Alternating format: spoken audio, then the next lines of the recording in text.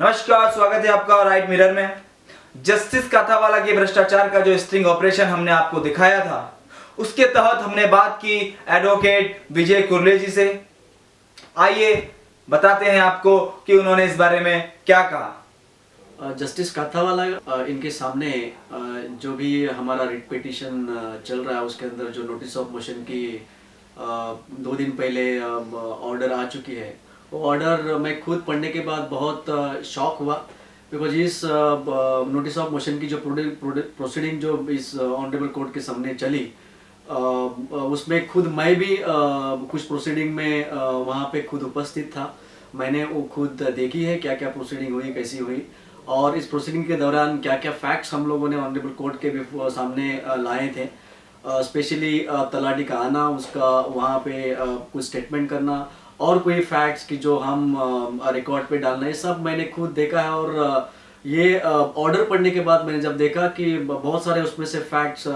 Surface हो चुके हैं, सप्रेस हो चुके हैं, उसमें लिए गए नहीं हैं, ये देख के मुझे भी बहुत दुख हुआ। अगर हम लोगों के लिए वकालत करते हैं और अगर ऐसी बात अगर जुडिशरी में भी आजकल हो रही है कि जुडिशरी जहाँ पे न्याय मिलने के लिए सब प्रोसीडिंग और अपनी प्रक्रिया उसका अवलंब करना चाहिए, वहाँ पे अगर ऐसे एविडेंसेस अगर सप्रेस होने लगे तो बहुत खतरनाक है। अपनी न्याय व्यवस्था की भी हालत बहुत चिंताजनक है अपने देश में। और इसी हालत में जब हमारे साथियों ने, हमें तो पता नहीं, बट उन्होंने अगर ये सब प्रोसीडिंग कैमरा में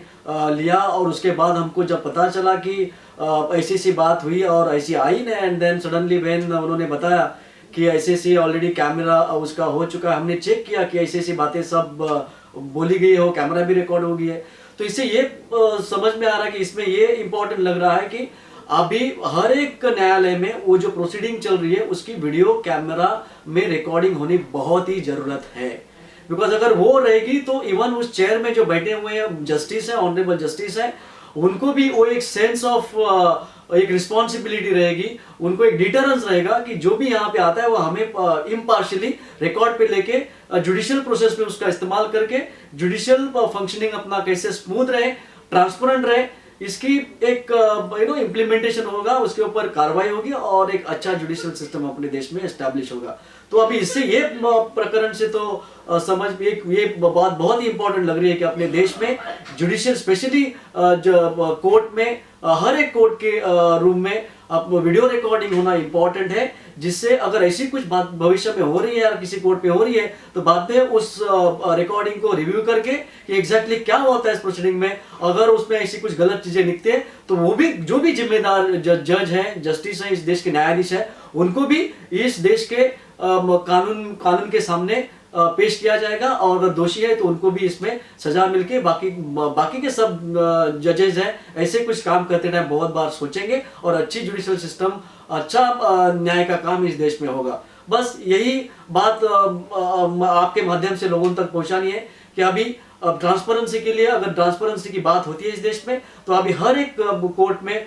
सो मोटो सामने से आके स्पॉन्टेनियसली जजेस ने या जुडिशियल सिस्टम के जो भी कॉम्पिटेंट अथॉरिटीज हैं, एपेक्स कोर्ट में जो भी इस कमिटीज रहेंगी या जो भी जिनके पास ये सब अथॉरिटीज है, उन्होंने एक यूनानिमसली डिसीजन लेना इंपॉर्टेंट है कि हर एक जुडिशियल प्रोसीडिंग कैमरा में हो, जिससे कि अगर कल कुछ उसमें अगर क्वेश्चन किया जाए कि किसी ने किया तो वो अपने पास सुरक्षित उसका रिकॉर्डिंग हो, तो उसको रिव्यू करके क्या फैक्ट है, क्या उसमें हकीकत है, ये लोगों के सामने लाके उसका भी एक अच्छी तरह न्याय भविष्य में होने के लिए हमें सहयोग होगा।